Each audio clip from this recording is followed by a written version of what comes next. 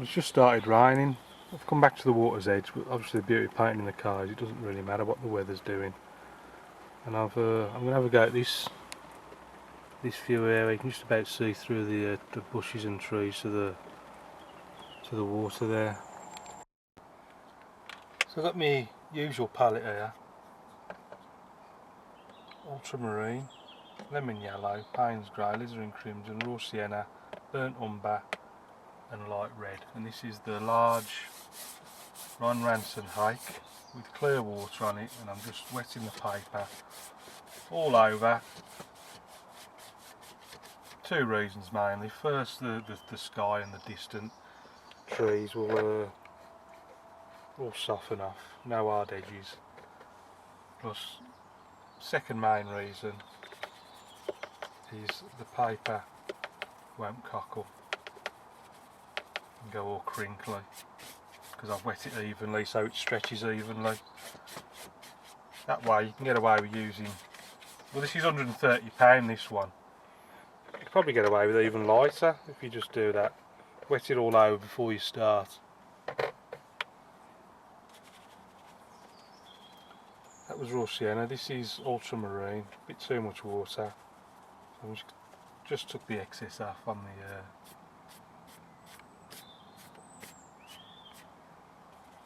the tissue, on the tea towel. And very simple sky. Just bringing it right down, because the bottom's going to be water, so well, the water's going to come about there, so I want some of that sky reflected. That's a very simple sky, and then using the same two colours, the horizon's going to be about 2/3 of the way up.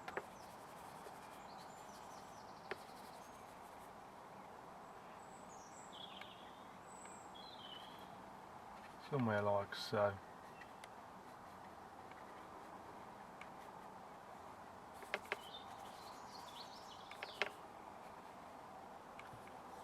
Can't see those very often, very well. These trees, they're obscured slightly, but they are there. So I'm going to just peering through the branches.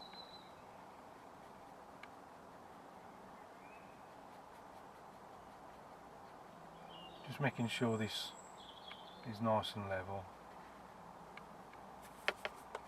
Still just using the same two colours, raw sienna, ultramarine, same as what we used for the sky. And just working all the way across.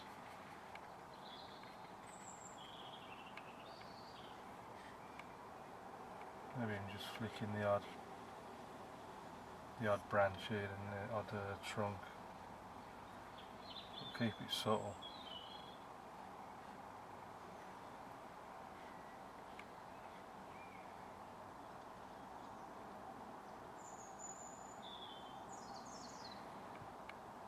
I think that will do for that. It's slightly, you know what, I'm going to put the reflections in now. It is slightly, it's just about wet enough, I think. Just quickly get them in before it dries totally. There you can see it has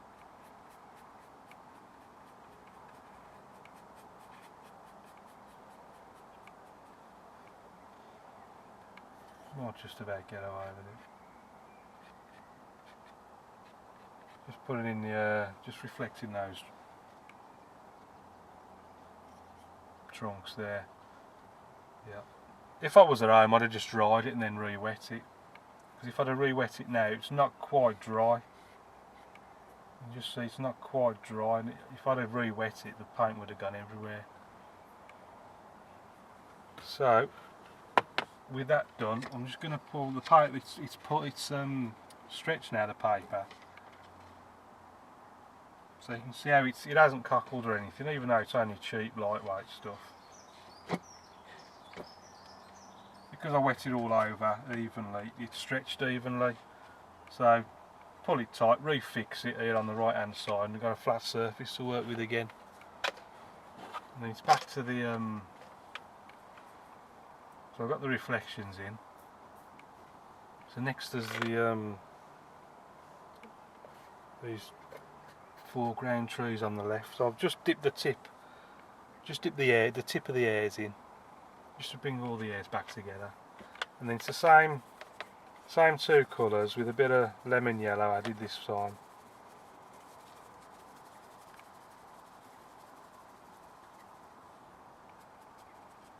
You can see a sort of lighter green, but it's going to need to be a bit darker just to stand out, I think.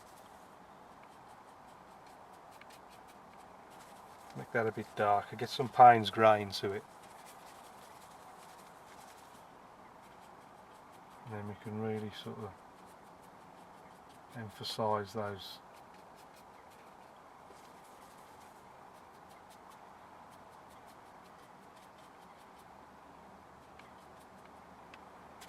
Maybe just for the hell of it, throw some red in there just to vary the flavour a bit. So you can see it just makes it a bit more interesting. But having added the red, I'll need to clean it now so I can go back to. Actually, I'll just switch to the rigger. Brown, ultramarine, darkish colour. So I can just see some, like a big one there. There's just a few twigs coming out.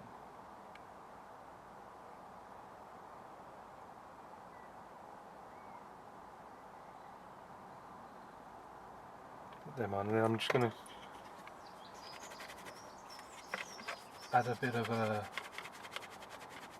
add a few leaves to them. So it's then dry the brush, scuff it up, and then lemon yellow, the Payne's grey, and I can add the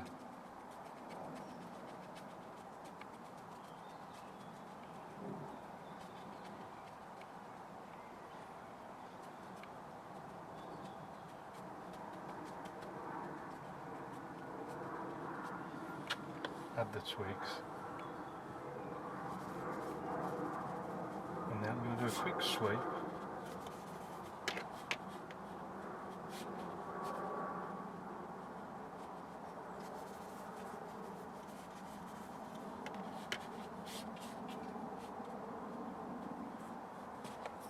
And I'm going to start on this other side, dip the tip in again, bring the ears back together, and I'm going to put in this tree trunk on this right hand side. So I'm going burnt umber, ultramarine, nice dark colour, and then it's somewhere about there. And that sort of goes up somewhere like that. And there's another big, the bottom a bit bigger, I think.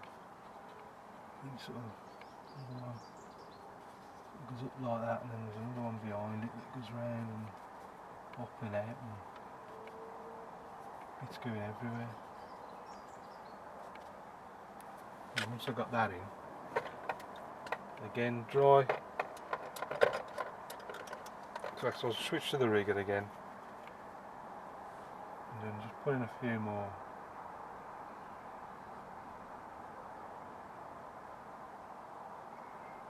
A few more little twigs and branches. And you're going to clean the hake, take the excess water off on the lip of the water jar, and then take the rest of the water off on this tea towel. And in the process, scuff up all the hairs so that they're going all over the place. Something like so. And then back into the colour, lemon yellow, Payne's grey, bit of burnt umber as well.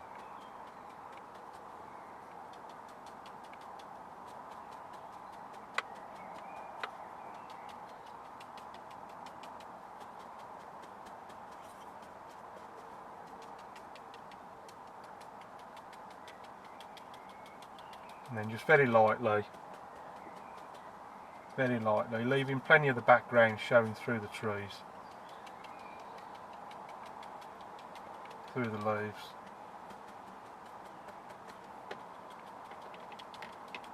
tap the paper, dry brush,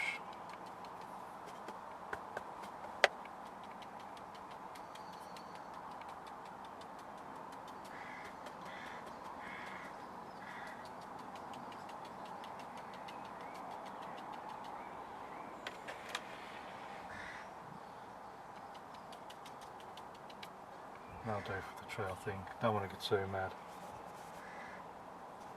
Just going to dip the tips in again just to bring the hairs back together. And then carry on with this foreground. So I'm just going to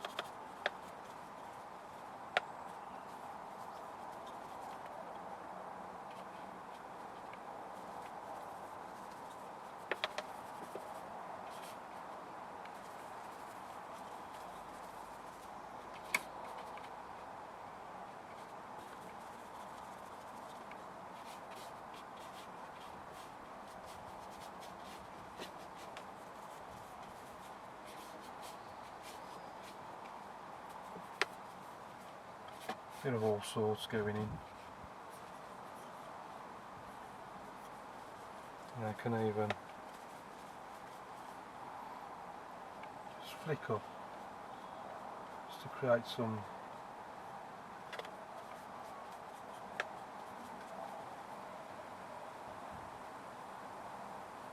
little grasses by the water.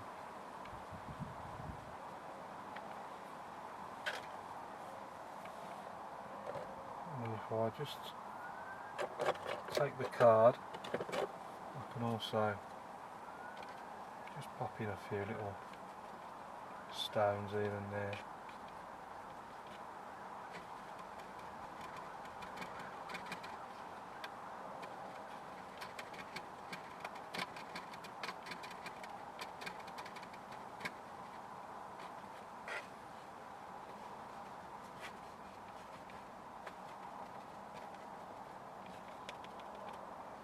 Try not to overdo it, it's very tempting to just go mad with these stones once you start. But as with most things, best kept subtle.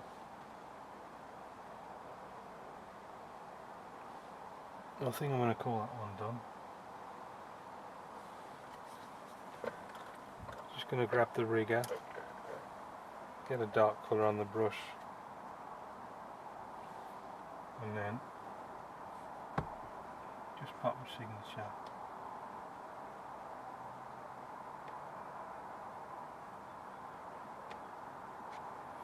And that's another one finished.